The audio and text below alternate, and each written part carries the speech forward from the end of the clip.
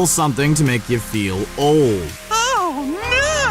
Family Guy premiered almost 20 years ago, in 1999. Over 300 episodes later, the show has amassed one of the most dedicated fan bases out there, who love to come up with some pretty crazy theories about the show. From the depths of Reddit, fueled by creativity, imagination, and probably Red Bull, these fan theories might change the way you see Family Guy forever. Enjoy this trip into parts of the Family Guy universe that you never knew existed. Sir, you're not allowed to be on the carousel. Well, and maybe you shouldn't have named it such a fun word. Brian has been writing the show all along. Since the show's conception, fans have theorized that Brian is the real voice of Seth MacFarlane. They share the same political and religious beliefs, attitude, opinions about the world, and MacFarlane doesn't even change his natural voice to play the character. But some have taken it even further, to wonder if Brian himself has actually been writing the show since the very beginning. Fans have gathered from across the internet to proclaim that Brian is the mastermind behind the Griffin family, and they have some pretty good ideas to back up their claims. For one, it would explain why Brian seems to be the only animal in the Family Guy universe that can talk, hold down a job, and date a stream of beautiful women without question. It also accounts for the fact that every other character's personality is exaggerated, and why the residents of Quahog are, well, not the brightest bulbs in the box. Brian is clearly the smartest of the bunch, and it makes sense that he would write himself that way. To justify their theory even further, fans speculate that this accounts for the high energy of the show and the way it jumps around with its endless cutaways and many storylines. Brian is still a dog, and he has the attention span to match. Brian, you really should. The world is small and safe when I do this. Seth MacFarlane is in love with Alex Borstein. This one might be a bit of a stretch. Countless theories exist that speculate that Seth MacFarlane, Family Guy creator and voice of Peter, Quagmire, Brian, and Stweie, has long been in love with Alex Borstein, the voice of Lois, Loretta Brown, Cleveland's first wife, and Trisha Takanawa. They say because Borstein is married in real life, MacFarlane is acting out his feelings toward her through his characters. Peter is married to Lois, Quagmire has long lusted after his redheaded neighbor, and has had affairs with both Loretta and Trish Takanawa. Brian has been shown to be secretly in love with Lois, but hiding it from the family in order to continue to live with them. And Stweie, well, it's not too difficult to see Stweie has had a bit of an Oedipus complex going on. Stewie's early fascination with killing Lois can be pretty easily linked to the idea that he is jealous of Peter and wants to keep his mother all to himself, if you use your imagination a little. Fans imagine that MacFarlane has been encouraging his team of writers to continue to romantically entangle their respective characters together in order to keep getting to live out his fantasy in the recording booth. You gonna fart in this airtight booth all night? It wasn't me. We're the only two people in here. Stewie's modeling career. Year after year, the question on every Family Guy viewer's mind is, how does Peter manage to afford all of his crazy hijinks? Buying and crashing a helicopter designed to look like your own head into your best friend's house isn't cheap, and we hope you at least help to pay for some of the renovations afterward. Well, this fan theory has the answer, sort of. Family Guy enthusiasts have decided that Stweie has been a very successful child model since season 2, and Peter uses Stewie's earnings to make his dreams come true. In the 11th episode of season 2, Stweie lands a campaign for Calvin Klein, and while it never is addressed again, fans believe that his career took off from there, turning Stweie into a baby supermodel on the side. They gather that because Peter is famous for being irresponsible and impulsive, he spends the money on whatever he pleases rather than saving for Stewie's future. This idea also explains why Peter rarely seems to go to work and how the family never suffers because of it, though this problem is not Family Guy specific. In fact, they share it with pretty much every sitcom. How did the people on Friends live in that giant apartment? And what exactly did anyone on How I Met Your Mother do for a living? We digress. You should see the way I have to pick up chicks. Hi. Brian is a human. It has long been accepted that Family Guy, The Cleveland Show, and American Dad are all part of the same wacky universe. And that's how Family Guy fans came up with this theory. The idea that Brian was once a human, whose brain has been implanted into the body of a dog, really does answer so many questions. Like, how come Brian was the only one out of his litter with the ability to speak and be understood by people? Why does everyone just accept that a dog has dated nothing but beautiful human women? And why were they willing to date him back? And finally, what What kind of DMV employee gave a dog a license to drive? Using the same logic applied to Klaus, the talking goldfish with the brain of a German Olympic athlete from American Dad, it is entirely possible to imagine that Brian underwent a similar operation that made him the book-writing, whiskey-drinking atheist Brian we know and love today. This also ties into an explanation for that giant chicken that Peter is always getting into brawls with. He too is a victim of the same CIA experimentation, but in his case, gone horribly, horribly wrong. Don't talk to me. You have a bad reputation in the chicken community.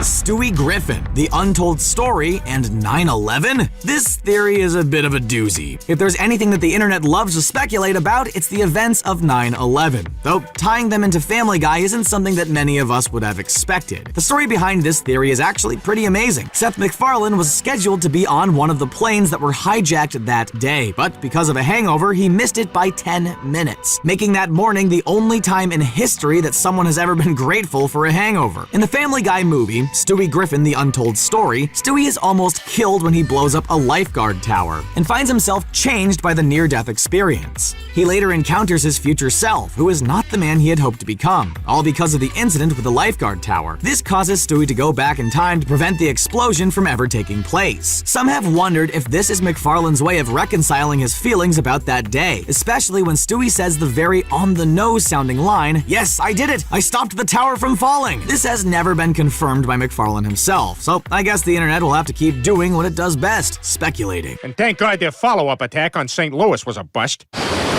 We missed!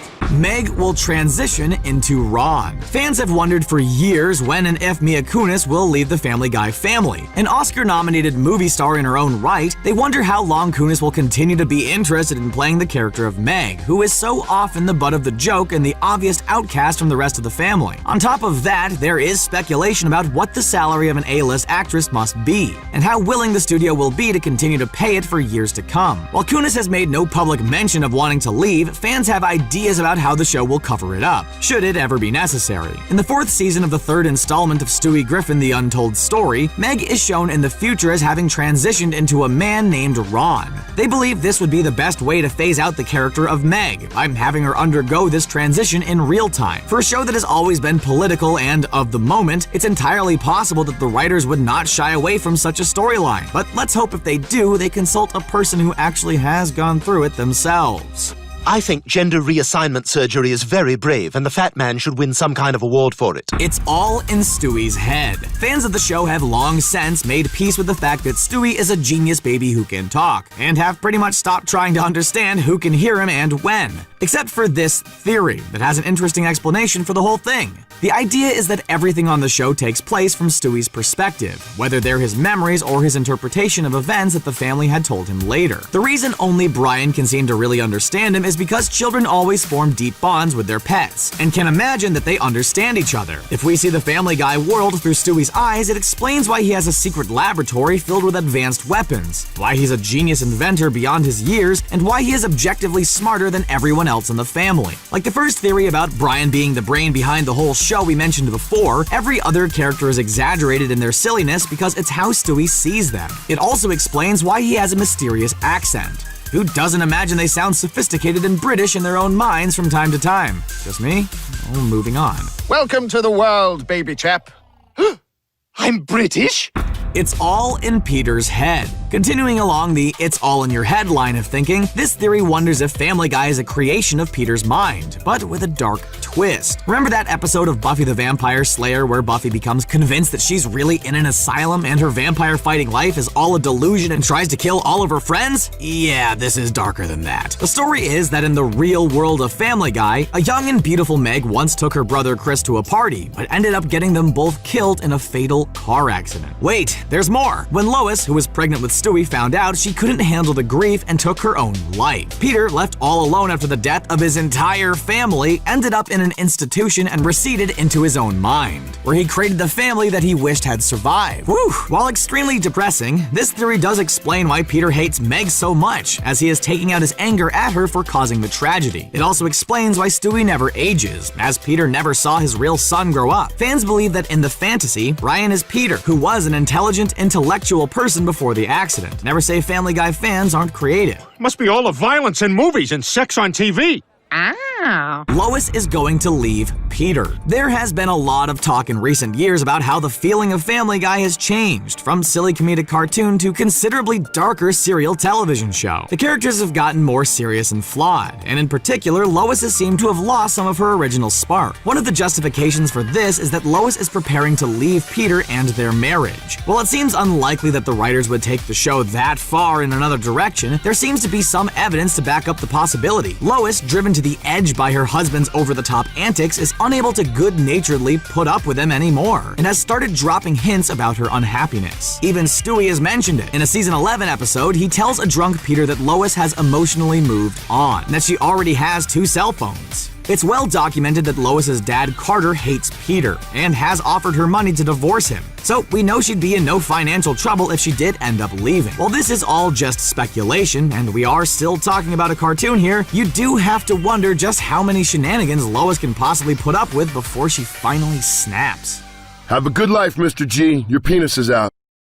Meg is Stewie's real mom. This theory is completely out of the blue and totally wacky, which makes it one of the most fun ones out there. Fans speculate that before the show began to air, Meg had a boyfriend with a football-shaped head, perhaps, who left town when she became pregnant. In an effort to protect her daughter, Lois covered up the event, pretended to be pregnant, faked a childbirth, and took on the role of Stewie's mother. Apparently, she was able to convince Peter that this was the truth because, well, it's Peter. And the same goes for Chris. The only people who know the real truth are Meg, Lois, and Brian. The theory was made stronger when fans claimed that wherever Stewie's birth was referenced, it had always been from his perspective, so we never really saw who his mother was. Unfortunately for believers, this one has been debunked. In season 11, episode 4, we actually do see Lois giving birth to Stewie. And in season 4, there is an episode devoted to Meg losing her virginity to Jimmy Fallon, making it impossible for her to have a baby 4 years earlier. I guess we are still forever left to wonder where in the gene pool Stewie got that head shape. Dang, so close.